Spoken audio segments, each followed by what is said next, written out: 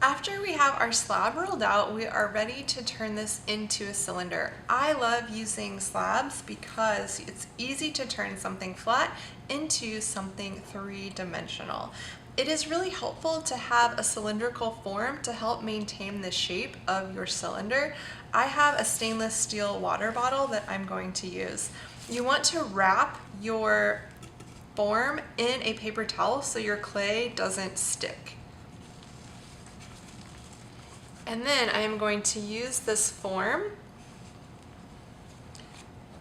to help get my shape.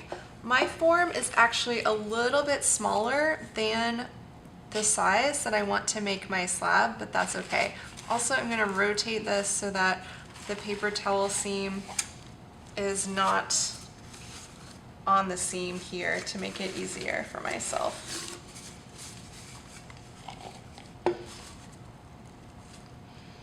There are a couple ways to attach your seam. You could slightly overlap like this. I like to not have a joint like this, but rather have a bevel so that I have more surface area of clay that's overlapping.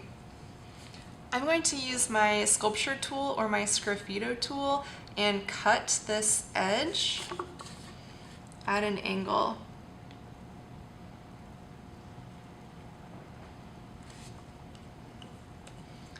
And then I want the same angle on this side.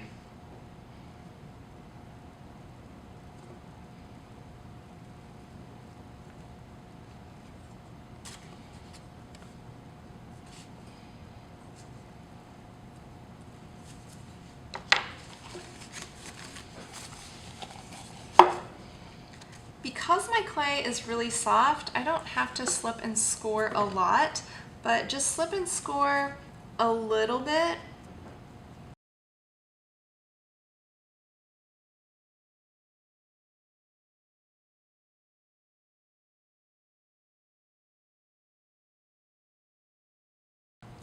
When you score, you want to rough up the area that you are joining.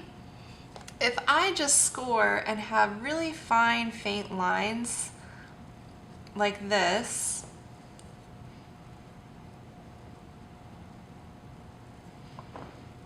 and then I attach them together, that's not really going to do anything. You want to rough up the surface so that those two different pieces can grab onto one another.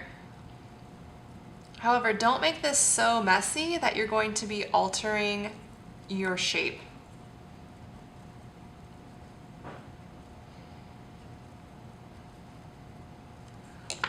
So by having this, these two pieces are going to attach much better. You could also do this with a fork. Because your clay is so soft, you really don't need to add slip, but it can be helpful just to add a little bit. Don't overdo your slip so that your slip is oozing out of your seam. You just need a little bit. Put your seam against your form. I put a little bit of masking tape on this paper towel so that it would stop sliding around. Put your seam against your form and then press your clay together carefully. Make sure that you're not pinching, but you want to do this firmly but gently. Then I'm going to take my finger and rub the seam so it's blended together. I also want to get rid of this ridge. And I can do that by blending. I also like using a card. Make sure when you're using a card that you don't get dried clay on your pieces, so keep this clean.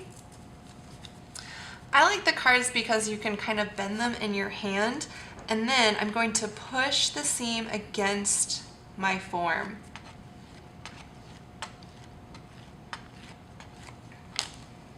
So this bump is pressed into my clay, and this is nice and cylindrical. I'm also going to smooth out this top part. You could also do this blending with a wood tool. and this edge of your wood tool works well to kind of compress, or you could use a wooden rib. If you have a red rubber rib, I like to use these as well.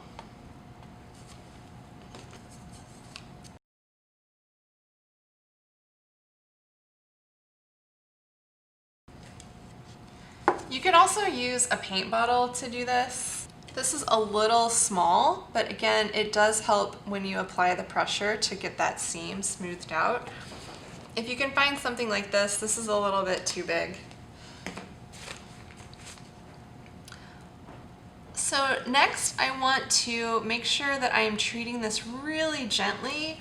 Don't overhandle your piece.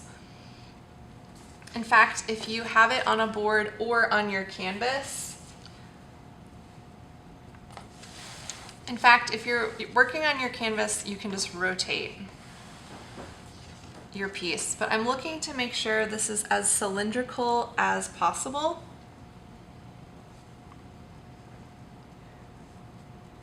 I also want to smooth out the seam on the inside.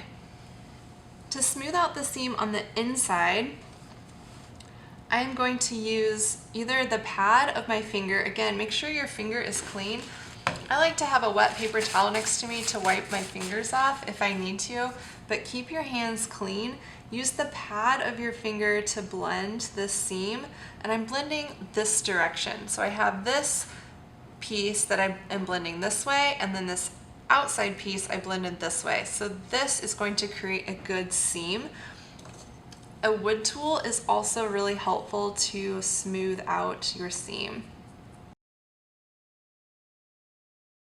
And again, I'm not pushing in. I'm trying just to blend this so it's really even, but I don't want to alter my form. Notice how my left hand is supporting the wall. And then you can take your finger and smooth this out. If you need to turn this upside down to get to this side, that is a good trick. But again, be careful when you're handling your piece. I'm going to put this form back in here to kind of help my form, and I'm looking around the form to see that my form is pretty circular and symmetrical.